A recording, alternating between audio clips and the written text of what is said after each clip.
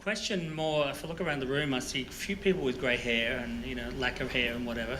Not you, Bob. So my question is, what does the panel think about the more mature entrepreneur? I mean, we talk about, teenage kids getting into robotics and whatever, and, Startmates typically, sub 25 type entrepreneurs. What's the panel's view on the more mature entrepreneur? Sam, do you want to start with that? And maybe John, I'd like to hear from you too. Yeah, I think it's a cliche that accelerators and incubators attract these, young hoodie-wearing kids. I mean, in just this batch, we have quite a lot of people with grey hair, with children in their early 40s. This is not their first rodeo necessarily.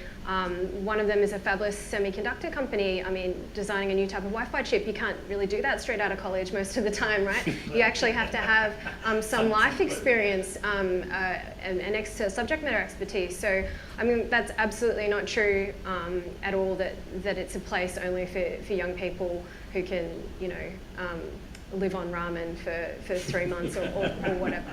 It's, yeah.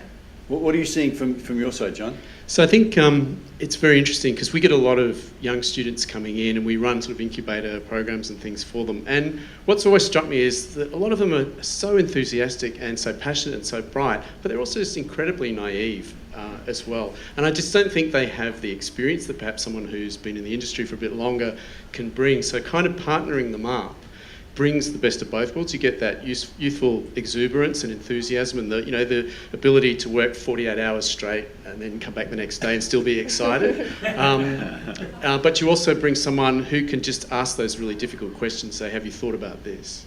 And that's something that I often see that's missing in a lot of the younger students that we get coming through. I'll just add that one of the pattern matching for founders that we're kind of really interested in at the moment are those founders that have built a business that's been a success, but kind of a moderate success. It's not enough for them to go and retire. They might have built an agency business or a consulting business that sort of is difficult to scale, and now they want to do the next thing, which is a real level up and step up. And that kind of founder is really interesting and tend to be obviously a little older. And if I could just add one quick thing to that as well.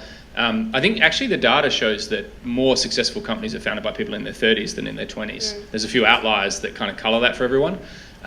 We founded Cultramp in our mid-30s with kids, and it was hard, but it brought all of those other things along. But I think actually the bigger thing that's really interesting is that age diversity in tech is as big an issue as gender diversity. So when you look at the actual groups of people working, there's incredible bias towards people that are older, and whether or not they're able to use the latest stack or whatever it is. And it's something that I think we're just starting to see move. We're starting to see people get engaged a little bit more in that, but it's actually a big issue. It's a really big issue if, as we're now going into, it's not just about writing software, it's software that's applied to all these interesting problems that require other experience. Yeah, exactly. So it's a hot topic. Yeah, and just one observation, again, from a guy who was born here but is really an outsider, is, when I started talking with Rick, how many founders in your original fund? Is it 100 something, 104 original individual investors? Investors, we have 97 in our first fund and then 104. Okay, so think about that just for a second. So 97 people who have had successful careers in technology are investing in his fund. And as a result, if you get invested by him, you get access to those people. Who wouldn't want to speak to 97 people who have been successful like him? And that's a self-fulfilling prophecy, right?